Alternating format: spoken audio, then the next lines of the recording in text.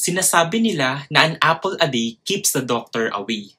Kasi kapag kumain ka ng isang mansanas ay magbibigay ito ng maraming nutrisyon sa ating katawan at maiiwasan din natin ang pagkakasakit.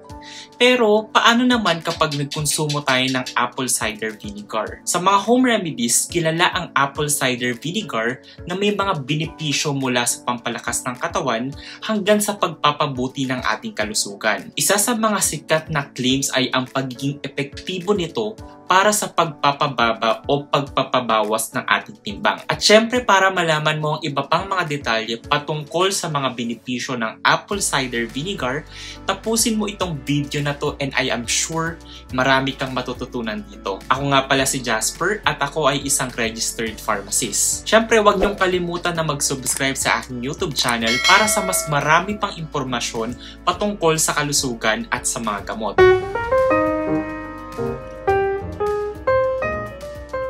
Ang apple cider vinegar ay kilala sa kanyang mga medicinal properties. Ito ay nagbibigay ng maraming benepisyo sa ating kalusugan.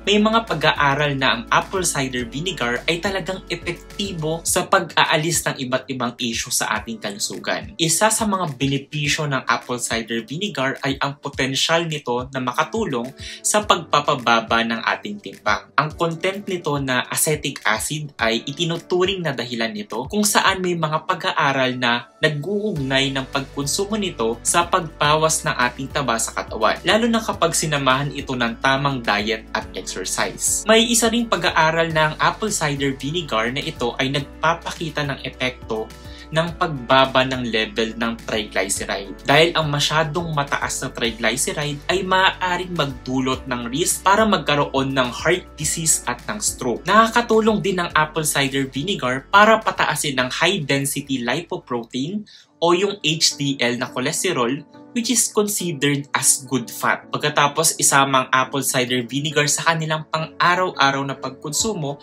at sa kanilang lutuin. Isa pang mahalagang benepisyo ay ang kakayanan nitong bawasan ang level ng sugar sa ating dugo, na mahalaga para sa mga taong merong diabetes or type 2 diabetes. Ang apple cider vinegar ay nagpapakita rin ng positive effect sa level ng taba sa ating dugo.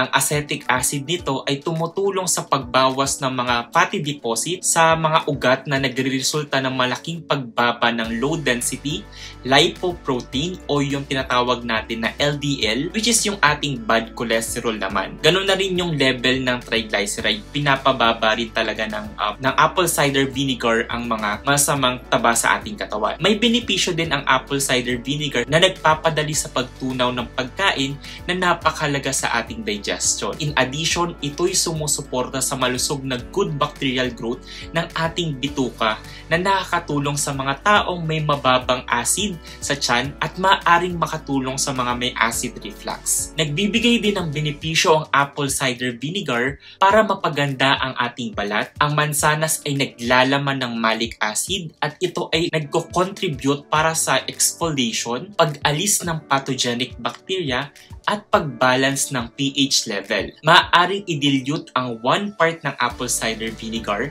sa 2 parts ng water. So, for example, o halimbawa, gagawa ka ng 105 ml na dilution, maaari kang maglagay ng 35 ml na apple cider vinegar sa 70 ml ng distilled water at ito ay maaaring nating gamitin as skin toner para magamit ang benepisyo nito sa ating balat nang hindi nagkukos ng skin irritation. Bukod dito, pinaniniwalaan din na nakakatulong ang apple cider vinegar sa pagkakaroon ng healthy na buhok sa pamamagitan ng pag-balance ng pH levels at pag-address sa mga issue tulad ng pagka-dry at pagkakaroon ng damage mula sa mga iba't ibang produkto na ginagamit natin sa ating buhok. Although limited pa lamang ang pag-aaral sa efficacy nito pagdating sa dandruff at iba pang mga fungal growth sa ating buhok, ay still nagpapakita pa rin ito ng positive effect para dito. Nakakatulong din ang apple cider vinegar para mas ma-enhance ang ating energy levels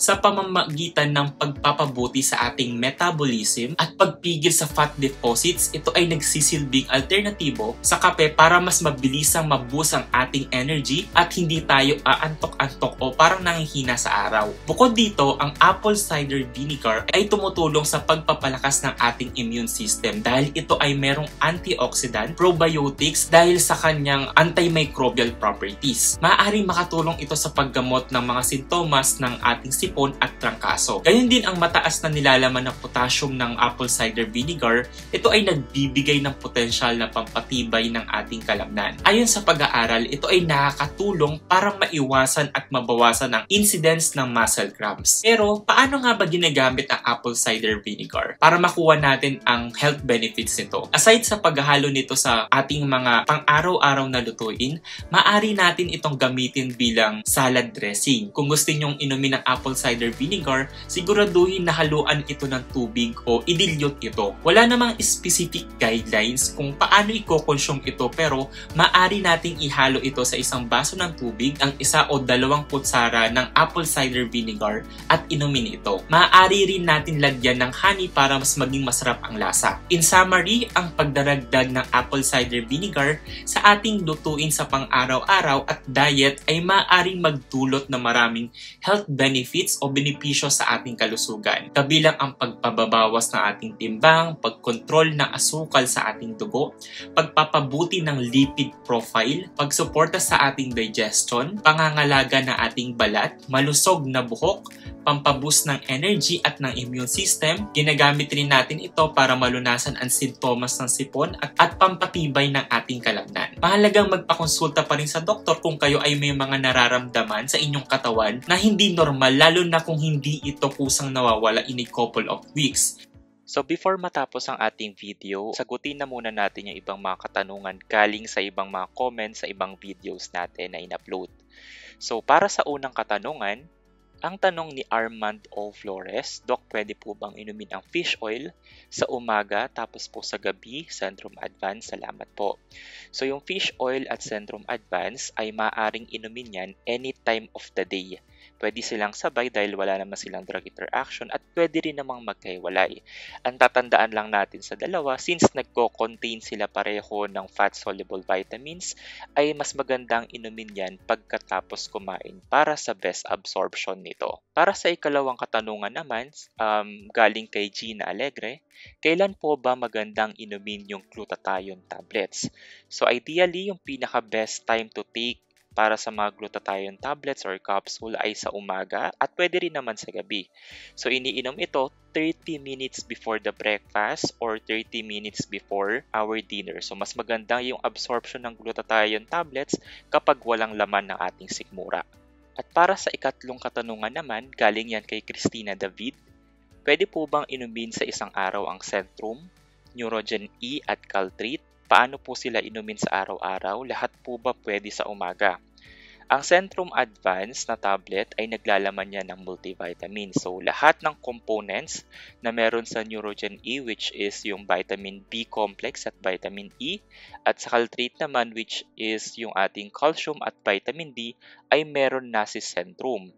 Pero kung i-observe natin or i-check natin yung nutritional facts ni Centrum, ay mas mababa lang yung component nila as compared sa pure na vitamin B complex at vitamin E na meron si Neurogen E at ganun na rin sa Caltrate na vitamin D at yung calcium. So, pwede natin silang inumin ng sabay-sabay sa umaga pagkatapos kumain para sa best absorption since lahat sila ay naglalaman ng mga fat-soluble components ng mga vitamins. Pero, I may recommend na wag naman araw-araw kasi nga, katulad ng sinabi natin kanina, yung Centrum ay naglalaman na ng iba't ibang vitamins yan na meron sa Neurogen E at meron sa Caltrate.